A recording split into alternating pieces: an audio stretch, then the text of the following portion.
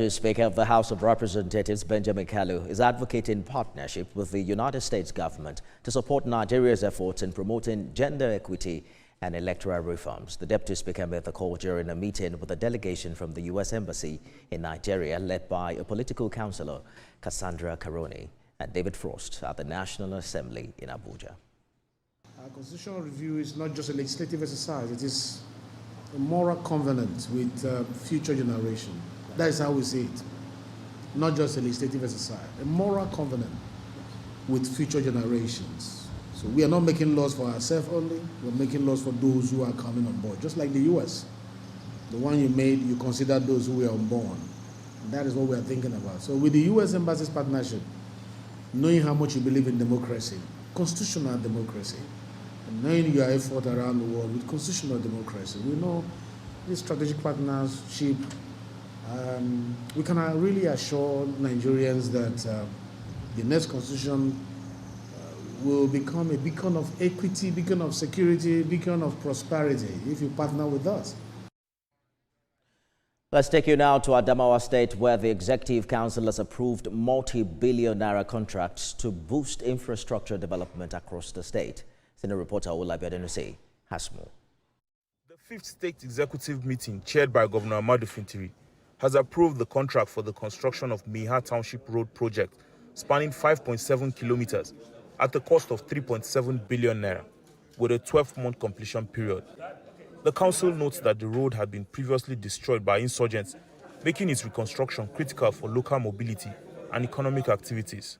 The council has approved the award of contract for the construction of Miha Township roads, 5.7 kilometers in Miha local government area at the sum of 3,705,000,000. The State Commissioner for Information and Strategy says the council also approved the variation on the Federal Housing Estate Road Network project to the tune of 3.5 billion naira.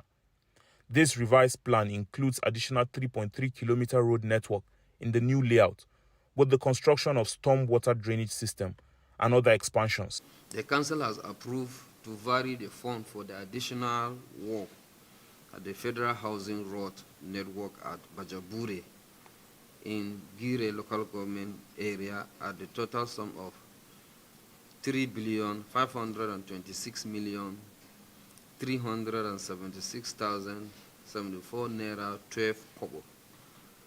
This is to ensure that there will be an expansion of the Yola Mubi Road at that Federal Housing Estate. During the meeting, the Commissioner for Environment, Sadiq Mohammed, presents NIMET weather prediction report to the council, warning of intensive rainfall and windstorm due to climate change. He is calling on residents, especially those in flood-prone areas and riverine areas, to relocate to safer locations. We are calling on people that will live in the river banks always to be in the upper lands for safety. Also, in that prediction, we will be experiencing a drought spell around June, July, which will last up to 23 days. Other approvals by the Executive Council include the construction of a perimeter fence around the 1,000-unit Meikoli housing estate at 1.9 billion naira, with a 6-month completion time frame. The council also approves the pre- and post-consultancy services for the design and supervision of the Makohi perimeter fence, valued at 133 million naira.